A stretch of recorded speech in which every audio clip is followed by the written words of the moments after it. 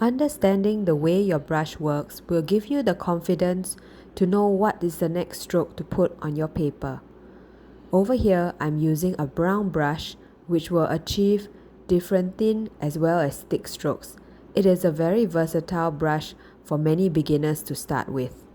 We will also explore the use of the flat brush. So let's go! This practice allows you to explore the use of a round brush by achieving thin strokes. You will be surprised that a large round brush can actually achieve very thin brush strokes by using the tip of the brush. Holding it at a vertical angle, you will be able to achieve this thin stroke. It can be very difficult to do it in the beginning. However, by doing this pattern, you will be able to obtain muscle memory to help you to gain confidence to go on and do layers when you are doing your painting.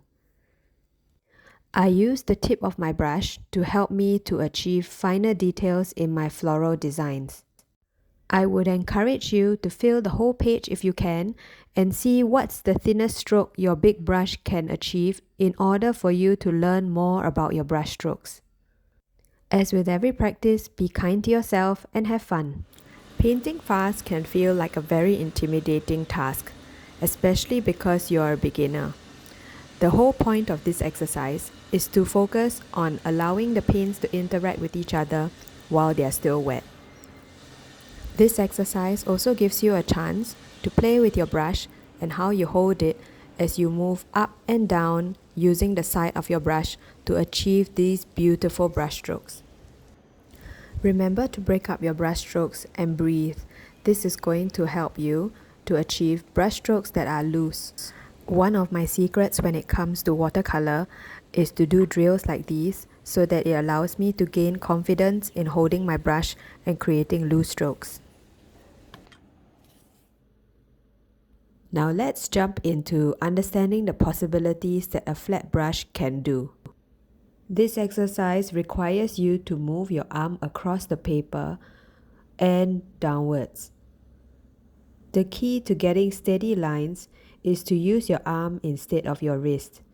The whole point of this exercise is not to test how straight your lines get, but rather for you to discover how your watercolors can go through one another and show transparency as well as to have fun.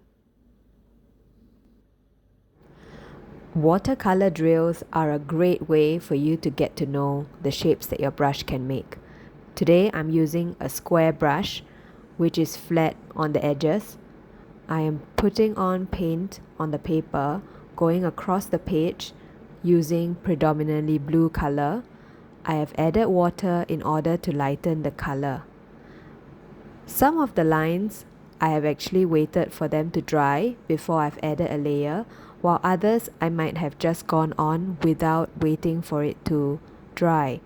This produced different effects where I would have some lines bleeding into each other, and this is a great way to experiment. In today's painting, we will be using washi tape to block out negative areas in our paper. I am using a stroke flat brush to achieve this pattern. I have mixed a little bit of blue in my purples and a little bit of red in my pinks in order for me to get a harmonious color palette. Wait for your painting to dry before you remove your tape. Most important of all, have fun.